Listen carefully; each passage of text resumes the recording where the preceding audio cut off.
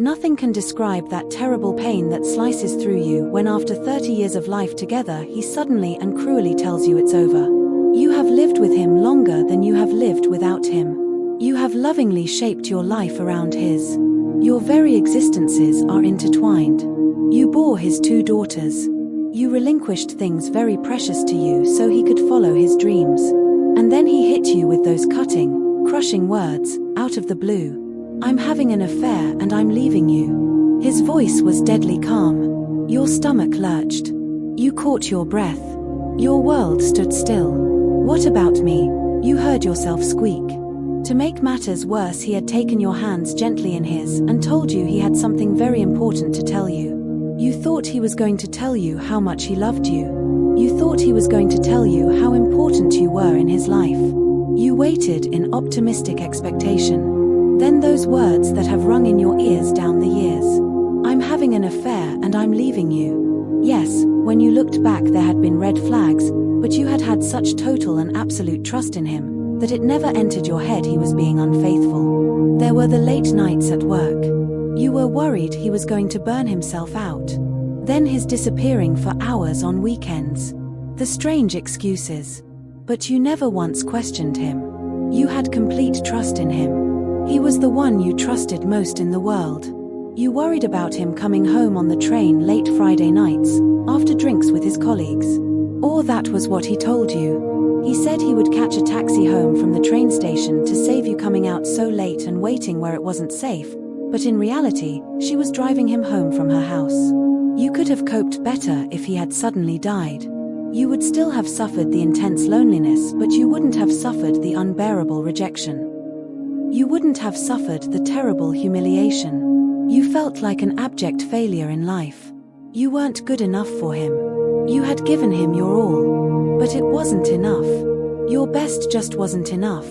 You had been deficient as a wife and the world would know. Who was he? He wasn't the man you thought he was. That wonderful man would never do this. All these years you had unknowingly been married to someone who could just walk away so easily. But you never knew. You thought you had a partner for life. Someone who would stick by you through the worst catastrophe. But here he was just walking away from everything you had built together. How would you cope alone? What would you do? From this moment your life would never be the same again. He had lied. He had cheated. And now he was leaving. If only you could go back to yesterday. If only you could wake up and find this was a ghastly dream. From that stark moment, there was a physical ache deep down inside you. Shock, apprehension, sadness, fear, humiliation, all bound up together. Your head was swimming and it became difficult to do simple, everyday tasks. But you had a job to do as a high school teacher and now you needed it to survive. You had 2 children to think of. Sure, they were grown up, but you didn't want them having to worry about you or thinking they had to look after you. You didn't want to interfere with their lives. He had said he was sorry. He had said he knew it wasn't fair. He had said it wasn't your fault. He had just met somebody else. You reflected on how things had been. You had been good companions. Even up to the last day. He was your best friend. You rarely disagreed or argued. You usually let him have his way so he would be happy. Maybe you should have protested. Maybe you should have argued. But it was all too late now. So you made plans. He had been the center of your life. Now it was your children who were your first priority. You had to look after them, and to do that you had to look after yourself. You just felt like sinking into dark oblivion, but you couldn't do that to them. You just wanted that gnawing deep down ache of loss to go away. But loved your children more than life itself, and you could do it for them. You could pull yourself together and make yourself a new life for them. You were determined not to let yourself fall apart. You took 2 days off work to grieve, and then you were back in the swing of things. On the outside, you went through all the motions life required, but inside you felt numb. The worst part was telling people he had left. But gradually those around you stopped asking how he was, as you told them he was gone, which would always make you cry. You found it hard to be alone in the house. It seemed deathly silent. So you kept the television running non-stop 24 hours a day. You even left it running when you were out so that there would be noise to greet you when you came home to empty house. Luckily, you had a job to go to during the day. That dull ache didn't go away, but at least some of the hours were filled with something meaningful. The time at home was lonely. One of the worst things was putting out the trash on Thursday nights. Just a simple thing, but it was the one thing that he had always done, and it really made you feel lonely. Empty. The evenings and weekends were the worst. So you knew you had to fill them with something. At first, it was making it through 10 minutes at a time. Then half an hour. Then an hour. You took up knitting. Then you took up making dolls. Anything that could fill in the time and you could do while you kept the television on in the background for company. The days turned into weeks. You had all your spare time planned out. Visiting your daughters. Shopping. Going out with friends. Working on your garden and your crafts. Keeping busy. Trying not to think too much. But you knew you needed to make a new life. It was time. So you turned to online dating to meet someone. Your family was quite shocked. You were mom. Good old mom. Who would have thought it? Your first encounter was disastrous and you came home from a coffee meeting crying uncontrollably, missing him more than ever. But you didn't give up. You were determined to treat it as an adventure.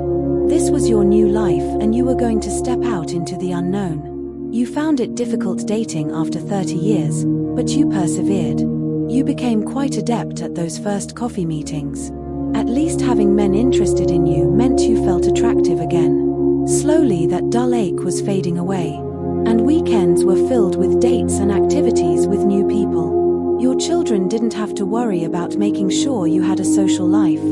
You were independent, and they could get on with their lives without worrying about you. And that was what you wanted. And that was how you met the new man in your life. You knew from that first coffee with him, when he proudly showed you the photos of his children, that he ticked all the boxes.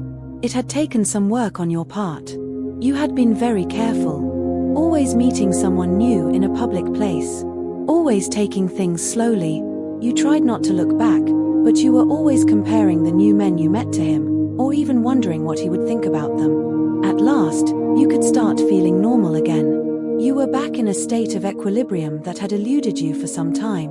It would have been easier to give up. Having a man wasn't everything. You could survive on your own, but you didn't want to just survive. You liked the companionship of being in a couple. The comfortable feeling of just being able to be with someone and not necessarily speak. Just that feeling of having someone special around to share things with. You have a new partner who is caring and above all trustworthy, as far as you can tell. It has all taken its toll. You will never feel completely sure of anyone again. But you have chosen well. This was not the life you had envisioned 20 years ago, and every now and then twinges of nostalgia and lost love bubble to the surface. Every now and then you wonder how happy he is. Did he find what he was looking for? Did he find something that he didn't find with you? You'll never know. But yours is a good life. You are proud of the new life you have made. You are proud of how you stepped out into the unknown, not just once but over and over again. You are proud of the way you are independent and not leaning on your children. You built a new life, one step at a time. Carefully, weighing up the potential of new prospective partners. And you did have some adventures. Now you can look back and smile. The gut-wrenching betrayal is far behind you. The future is bright. You have learned a lot about yourself. You are much stronger than you thought. And a new life is on the horizon. If you liked this story, hit like, subscribe, and share. At Story Peaks, every story reminds you. Truth always finds its voice, and revenge never forgets.